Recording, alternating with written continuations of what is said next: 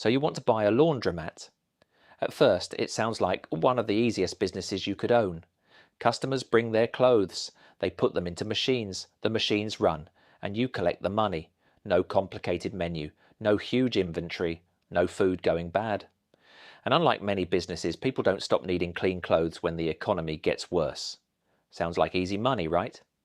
Not so fast, because behind every washing machine is a business with rent, utilities, equipment, repairs, maintenance, insurance, and one incredibly important question.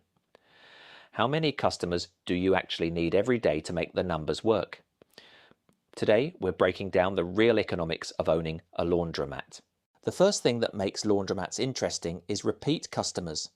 A person doesn't do laundry once, they do it every week. And that creates something every business owner wants: recurring demand. If your laundromat is in the right neighborhood, customers can keep coming back year after year. And you're not only making money from washing clothes, you can also charge for dryers. You can offer larger machines for bigger loads. You can sell laundry supplies. You can offer wash and fold services. And in some locations, you can even provide pickup and delivery. So one customer can potentially generate much more revenue than just a single washing machine transaction. But there's a catch: the machines aren't cheap. A laundromat is basically a room full of expensive machines: washers, dryers, commercial payment systems, water systems, electrical infrastructure, ventilation, plumbing, and the machines need to survive thousands of cycles. Imagine running dozens of machines every single day. Water is constantly flowing, electricity is constantly being consumed, dryers are producing heat, and mechanical parts are continuously moving. Eventually something breaks. A washing machine stops working. A dryer needs a new component. A payment terminal fails. A pipe leaks. And unlike a normal shop, when one machine stops working, you're losing the revenue that machine could have generated. So you're not just buying machines, you're buying machines that need to keep making money. Now comes one of the biggest hidden costs: utilities. Laundromats use a lot of water, and they can use a lot of electricity or gas, especially when you're running commercial dryers all day. This creates an interesting economic problem. Your customers are paying you per load, but you're also paying for every load. So the difference between revenue and utility costs matters enormously. Imagine you increase prices slightly. Customers might complain. But if you don't increase prices while water, electricity, and other operating costs rise, your margins can disappear. This is why a laundromat isn't simply about putting machines in a building. It's about controlling the cost of every single cycle. And just like a car wash, location can make or break the business. You don't necessarily need the most expensive location in the city, you need the right customers.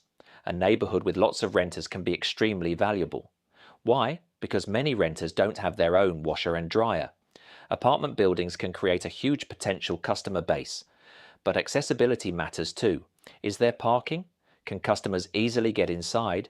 Is the laundromat visible? Is it safe? And perhaps most importantly, how many competitors are nearby? You could have brand new machines and a beautiful building, but if another laundromat is cheaper, closer and more convenient, customers have a reason to go somewhere else.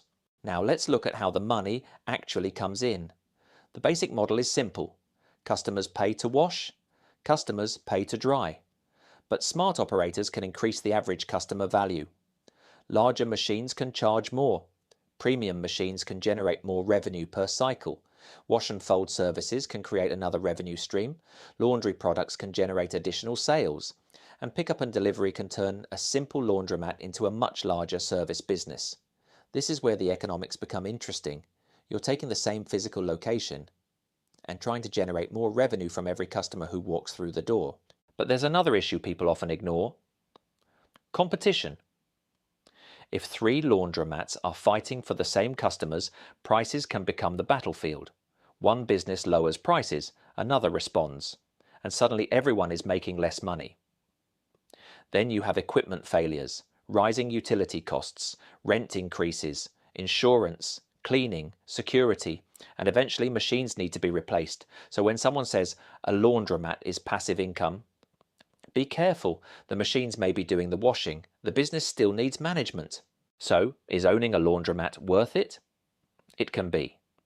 A strong location with high demand, reliable machines, controlled utility costs, and repeat customers can create a powerful business. But a bad location with expensive rent, weak demand, and constant equipment problems can turn into a financial nightmare. And that's the real lesson.